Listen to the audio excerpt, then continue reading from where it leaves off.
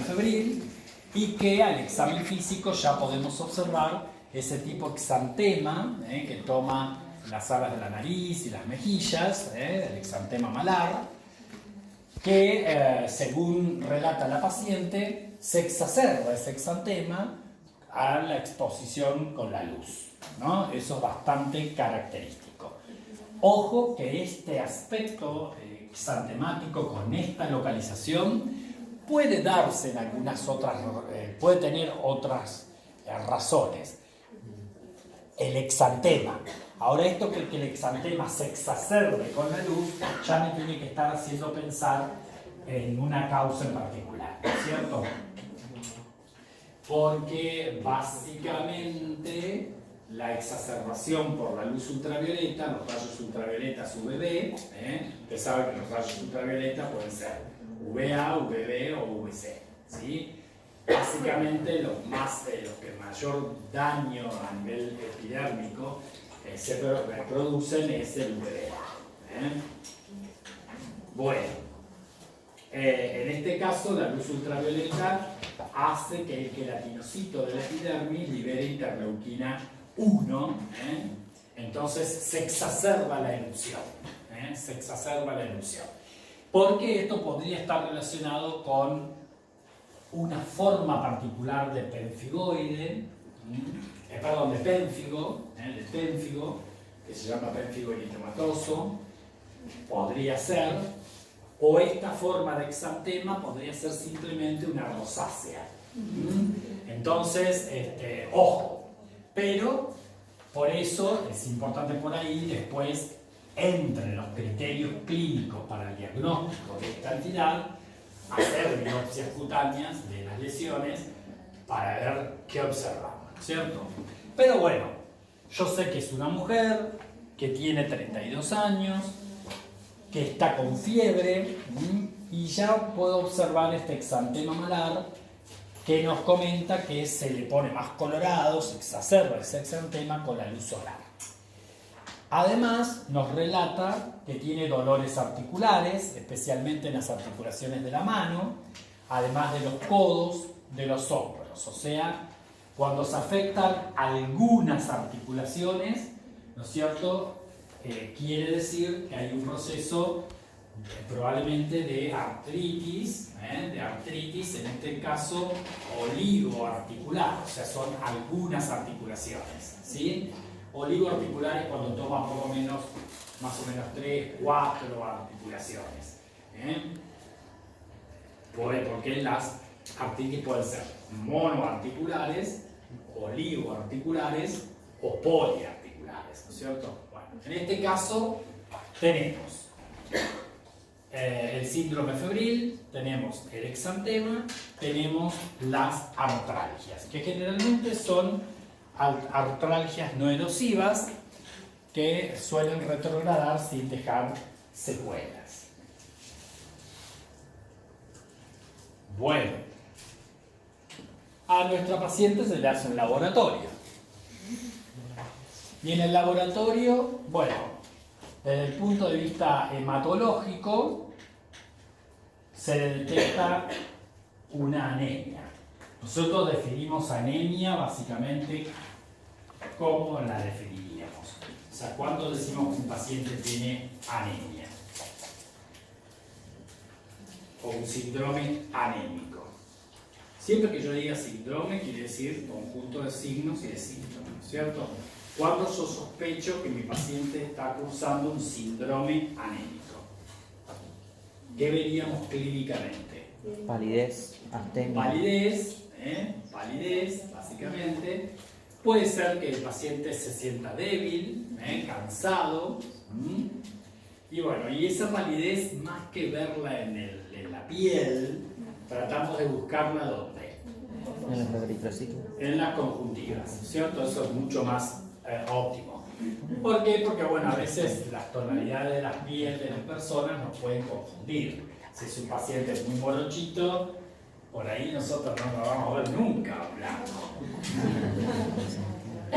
Si bien adopta un aspecto que nos llama la atención, a veces como uno dice, tiene aspecto terroso, ¿no? Como es un aspecto de su piel rara que nos llama la atención, como un grisáceo, pero bueno, mejor siempre es ir a buscar la conjuntiva.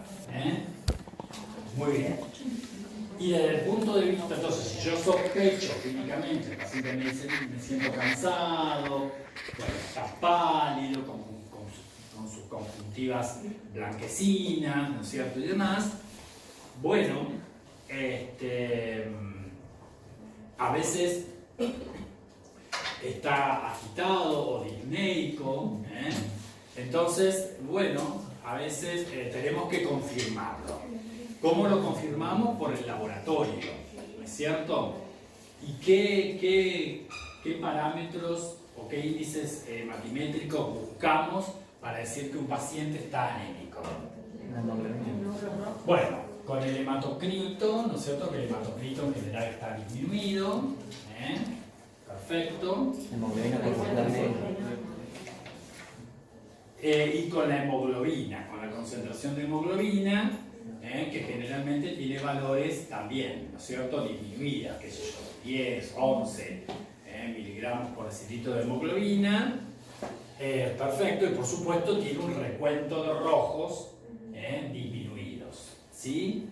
Si ese recuento de rojos no solamente está disminuido en número, sino que es hipocrómico y microcítico, uno piensa en una anemia ¿de qué tipo? ¿Hemolítica? Si el glóbulo rojo es pequeñito, o sea, tiene menos de 7 micras, y es pálido, hipocrómico,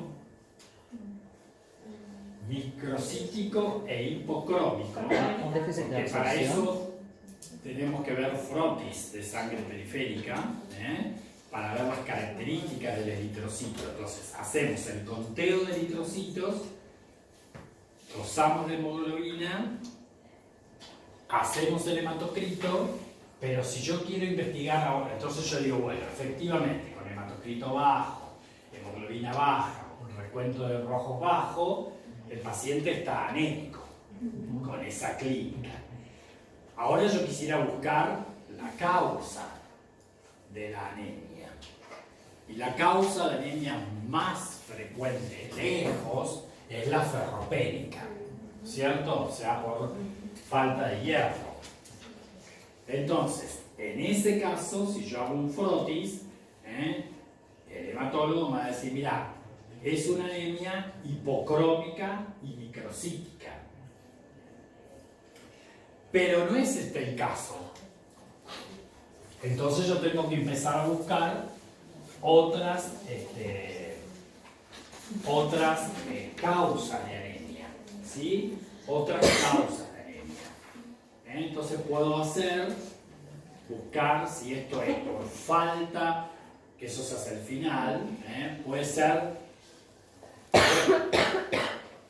por hemorragias, o sea, por pérdida de glóbulos rojos. Entonces ahí me obliga a mí a descartar hemorragias en el paciente. ¿Esto era una mujer? Sí. En una mujer, ¿dónde irían a buscar hemorragias así de una? Para descartar que no esté haciendo una anemia por pérdida de glóbulos rojos. ¿Dónde iría a buscar las hemorragias? En una mujer. Siempre que buscan hemorragias, hay 3 sitios básicos. Si no hay ninguno de esos 3, bueno, ya tienen que empezar a buscar cosas raras. A ver, esto puede ser por una pérdida de causa ginecobstétrica en una mujer, ¿no? Que esté sangrando por vagina y que tenga alguna causa, no sé, vaginal, cervical, endometrial. ¿Sí? Bien. En una chica de 36 años, ¿tenía esta? 32 años. En una chica de 32 años, ¿podría tener alguna causa de hemorragia ginecobstétrica que le lleve a una anemia? Y sí, ¿no es cierto? podríamos pensar en un proceso, por ejemplo, de hiperplasia endometrial. Esa edad podría ser. Supónganse que no hay nada en el estudio gineco-obstétrico que me indique que esté sangrando por esa vía. ¿Bien? Entonces, me obliga a mí a buscar la vía digestiva. ¿Sí? Alta o baja, a través de endoscopías.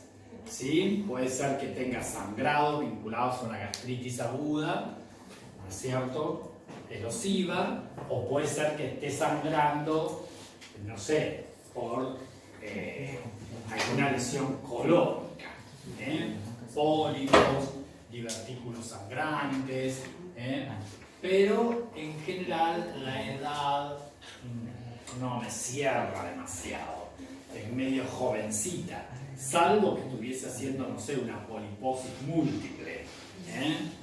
Pero bueno, ponele, busco causas de sangrado colónico, busco causas de sangrado digestivo alto. Si digestivo no hay nada, bueno, sería lo urológico, puede estar sangrando por la vía urinaria. Bueno, si yo descarto el sangrado, no tiene sangrado por ninguna vía, bueno, tengo que buscarle la causa de la anemia en otro, que es otra situación. ¿Sí? Por supuesto puede ser que haya una disminución en la producción de glóbulos rojos, ¿no es cierto? Que haya una aplasia de la médula ósea. Para eso voy a tener que hacer una biopsia de médula ósea, para estudiar la médula ósea, cosa que se hace en última instancia cuando nada, con ningún tipo de estudio pude descartar, ¿no es cierto?, la posibilidad de mi anemia. Y entonces me queda todo el gran grupo de posibilidades de destrucción de los glóbulos rojos por causas hemolíticas. Por causas hemolíticas.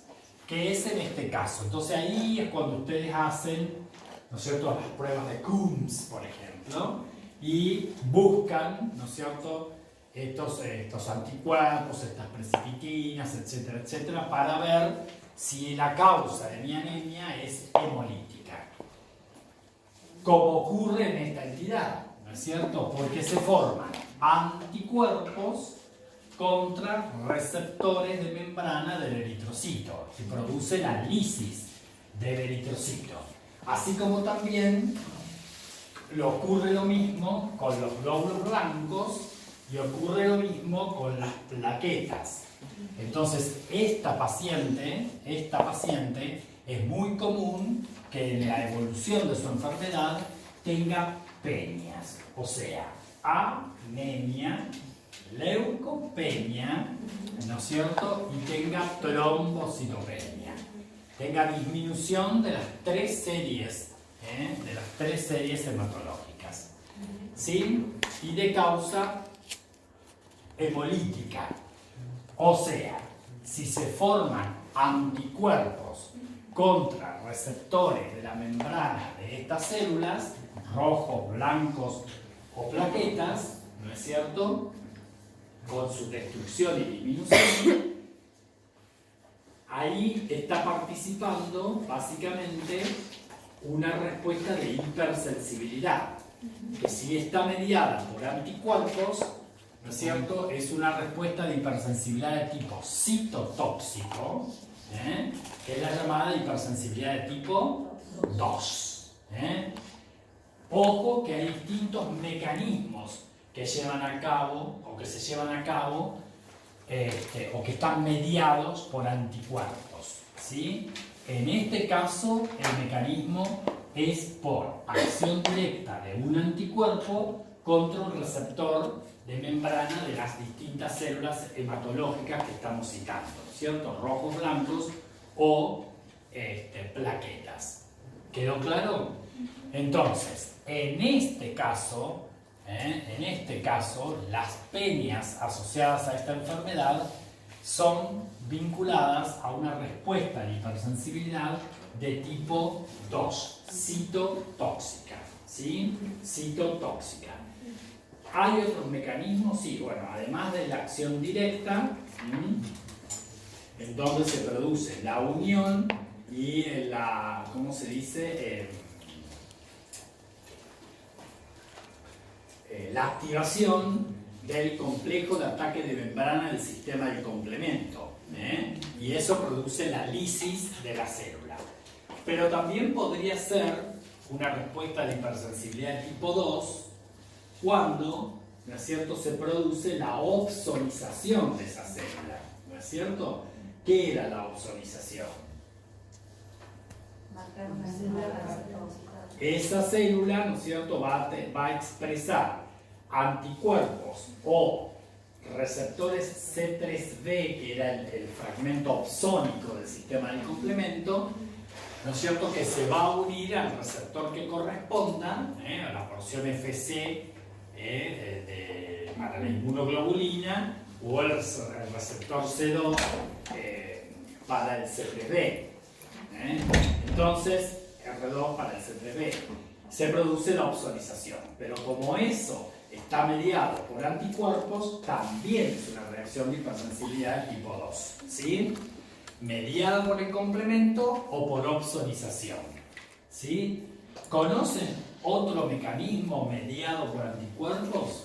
La citotoxicidad medida por anticuerpos, ¿no es una? ¿Cómo? La citotoxicidad medida por anticuerpos. La citotoxicidad celular mediada por anticuerpos, en donde acá, ¿qué es lo que no participa? El sistema del complemento, ¿no es cierto?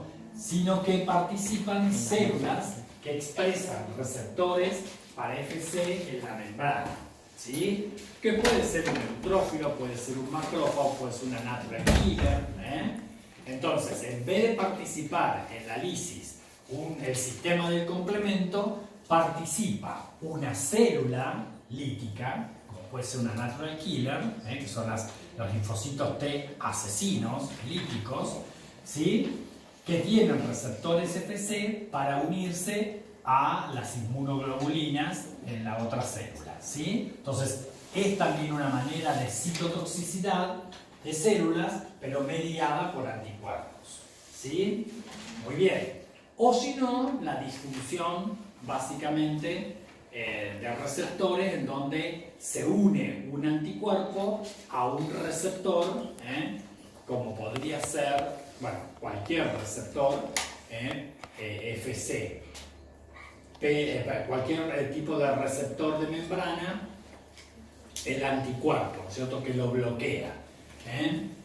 El caso bien típico es la unión de anticuerpos contra el receptor de la acetilcolina en la miastenia gravis. Ese es el ejemplo más característico. Entonces, en vez de actuar la acetilcolina en su receptor, actúa un anticuerpo, ¿sí? Y se puede producir estimulación o inhibición a través de la unión de ese anticuerpo a nivel de esa célula. Muy bien. Entonces, en este caso las peñas son hemolíticas, vinculadas a una respuesta de hipersensibilidad de tipo 2 o citotóxica. Después tenemos alteraciones en la orina. Generalmente hay proteinuria, generalmente proteinurias cualitativamente de tres cruces, pero que no son de rango nefrótico. Nosotros dijimos que la proteinuria de rango nefrótico es por encima de 3,5 miligramos por día.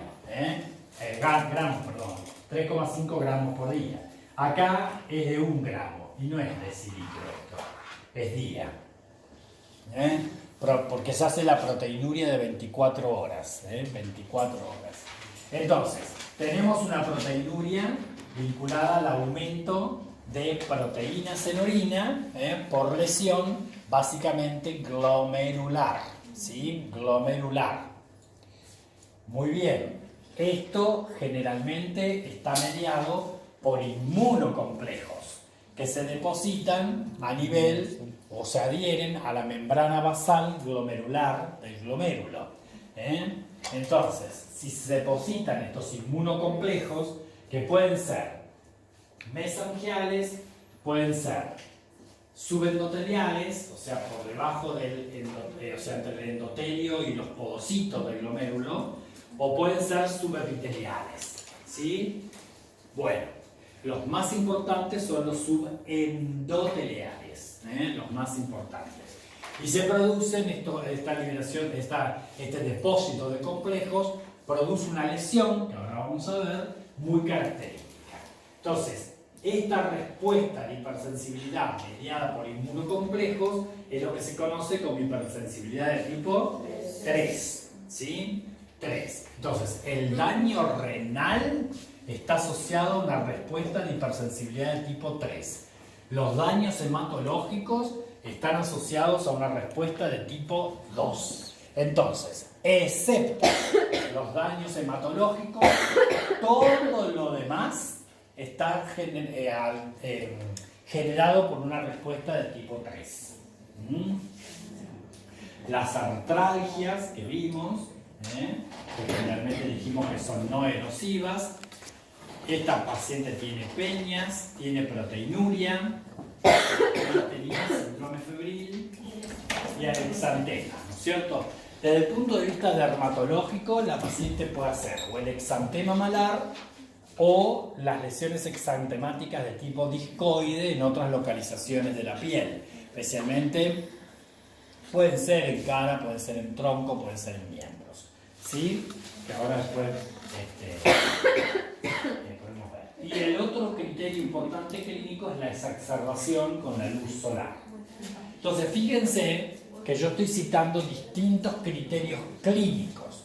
Cuando yo hago el diagnóstico de una entidad, detectando distintos criterios clínicos, como dije alguna vez, ¿no es cierto? Siempre que yo tengo un paciente complejo, en donde yo voy a ver alteraciones articulares, cutáneas, glomerulares, serosas, cardíacas,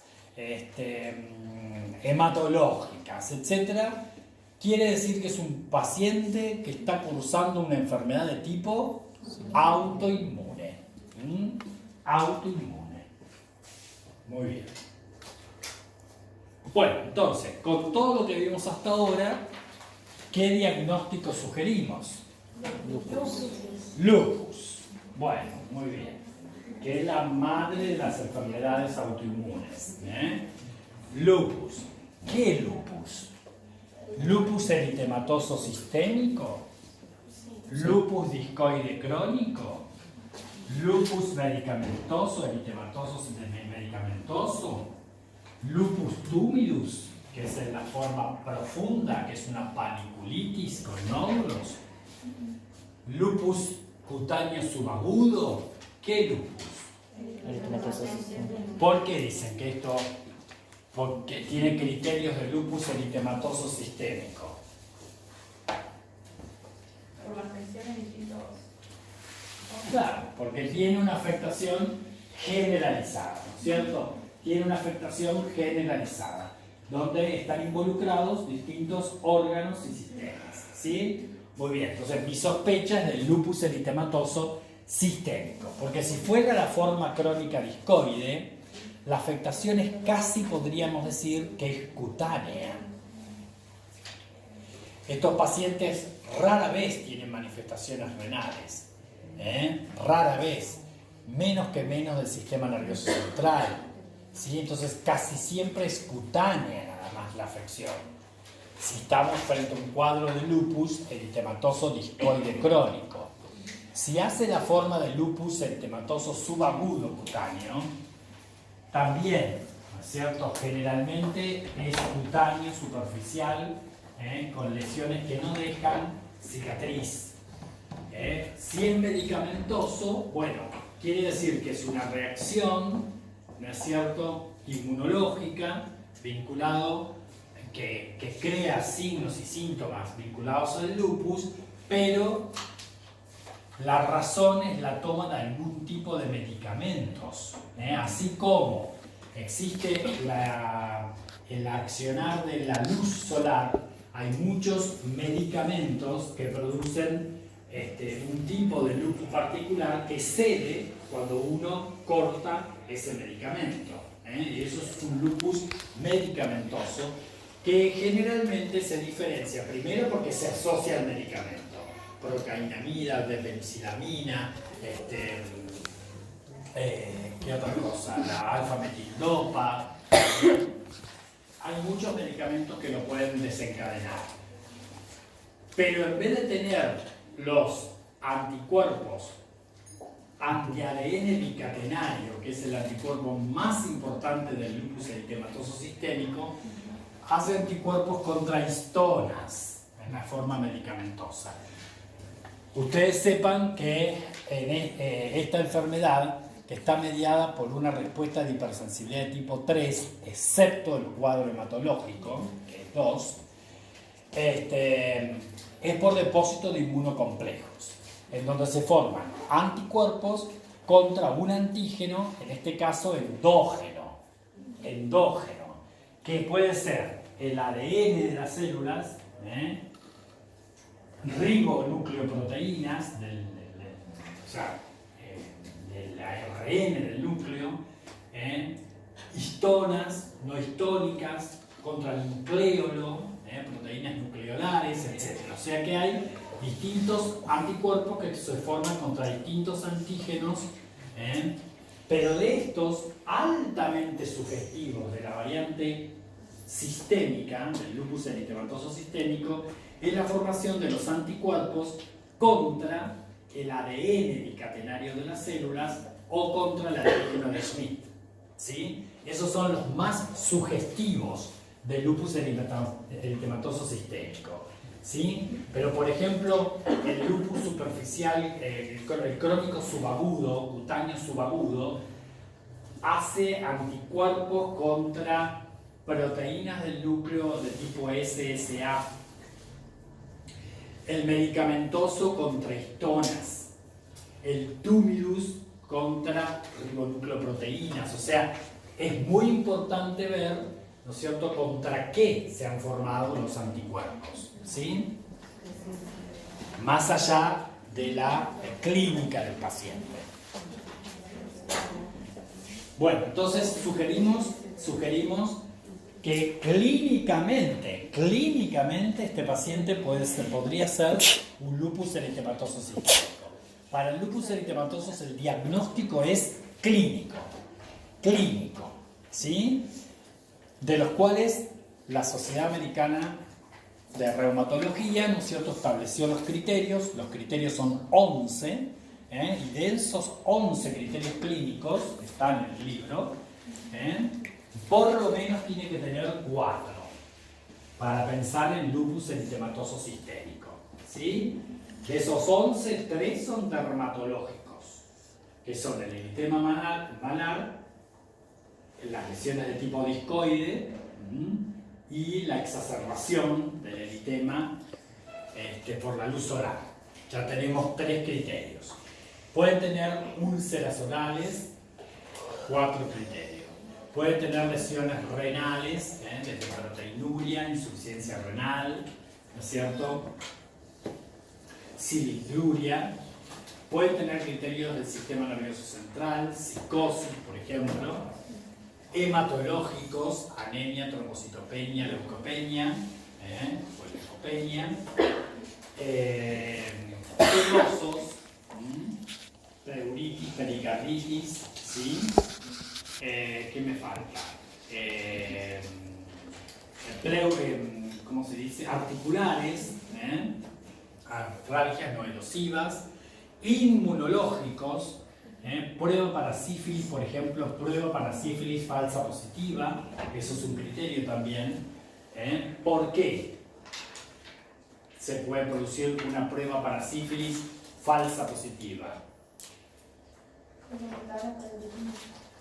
Porque se forman, ¿no es cierto?, anticuerpos contra proteínas similares a la cardiolipina. Por reacción cruzada, si yo hago una prueba serológica para sífilis, me va a dar positiva sin que sea una sífilis. ¿Se entiende?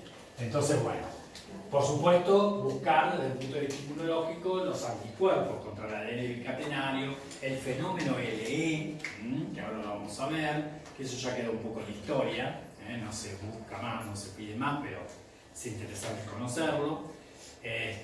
Bueno, todos esos criterios uno los busca y cuando ve que tiene por lo menos 4 de esos 11 criterios, ese es un paciente altamente sugestivo de lupus.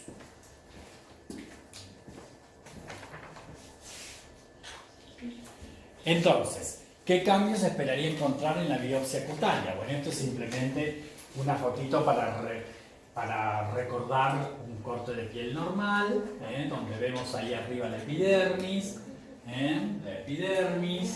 la dermis papilar, la dermis reticular, donde están los anexos y los vasitos,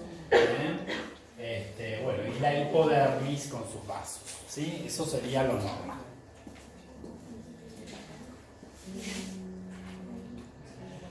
Fíjense, el lupus eritematoso sistémico muestra, este médico Daniel Santa Cruz es un referente en dermatopatología, un viejo muy piola, que lamentablemente, bueno, ahora está con Parkinson y no sé cómo estará, pero es un referente en dermatopatología, muy importante, es argentino, pero vive hace muchos años en Estados Unidos. Bueno, fíjense que los elementos histológicos en el sistémico son bastante sutiles, bastante sutiles. Entonces yo me tengo que basar también en los hallazgos histológicos en piel sumados, ¿no es cierto?, a los otros criterios. ¿Qué vemos acá que me llama la atención? Por lo menos en este campo, en este momento, porque eso es lo que tiene también, de acuerdo a la evolución de la enfermedad, voy a ir encontrando elementos en la piel que son sugestivos de lesión cutánea en el lupus eritematoso sistémico. Bueno, veo ahí una acantosis leve, una acantosis muy leve. La verdad que tiende a afinarse en realidad el estrato de Malpighi. Puede tener hiperkeratosis con algunos tapones córneos. Generalmente la dermis tiene edema, tiene vasodilatación, a veces hay algo de extravasación eritrocitaria. Tenemos que buscar generalmente, que acá no lo veo bien todavía, es la degeneración vacuolar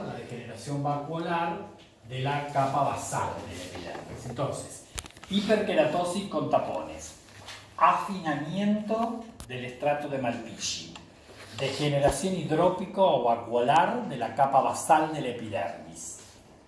En dermis generalmente hay un infiltradito bastante sutil, en parche, vasodilatación, edema, extravasación de eritrocitos. Es muy sutil el cambio, cosa que no es tan sutil en la forma discoide crónica.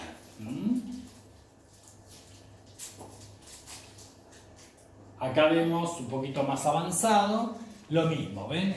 La hiperkeratosis, el afinamiento del estrato de Malpighi, y acá sí ya veo, ven que está como vacuolada la capa basal, acá veo más infiltrado, con vasodilatación de los vasitos de la dermis subpapilar, ¿no es cierto? Cuando se degenera la capa basal, hay vacuolización de la capa basal, empieza a caer pigmento de la capa basal, melanina, que ahí la ven, que se llama incontinencia pigmentaria. Incontinencia pigmentaria.